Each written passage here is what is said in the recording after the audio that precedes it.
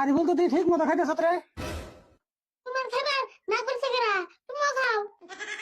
তোর নাগাল খেয়ে তো আমি হইতো। তোর কিন্তু ইঞ্জিল ঠিক আছে রাখবো। ইঞ্জিল ঠিক থাকবো না, নতুন চকচকা ইঞ্জিল। কিন্তু আমি যে খেয়ে না, আমার মুখ একবারই স্বাদ নাই। তোমার মুখে আর কত স্বাদ থাকবো? এই ছোট গালে থেকে একটা মুখ দেখাইতেছ। হ্যাঁ ঠিকই কইছ। তুই এক মুখ দিয়ে এতদিন খাইলে মুখের কত স্বাদ থাকবো, জিভলার রস শুকিয়ে গেছে। একটা তেলে একটা কাম করে কি করবি? তোমার জিভলায় আলপা সার দিয়ে দেয়। তোর 2 বছর বাদ দিবি না? এমনি মুখে স্বাদ নাই, ভাত খেতেছি না। দেড় বছর ঘটে বললাম, ভালো কথাই না করলাম। আলপা সার দিলেই তো জিভলায় রস আইবো। আমার জিভলার রস আনা গুনা। আপ দিলে তে এখন বাজারে যাবো সবজি কিনবে, নইলে বাড়ি গেলে ভাত খেলাম না। তুমি যাবে সবজি কিনবা, তোমার থেকে আমি গেলে বেশি ভালো হইতো নি। কে আমি সবজি কিনে আনব না?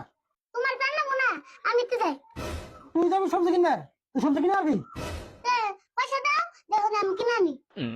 দেহমনি এই যে বসা, তোর ব্যাগ আছে নিয়ে যা।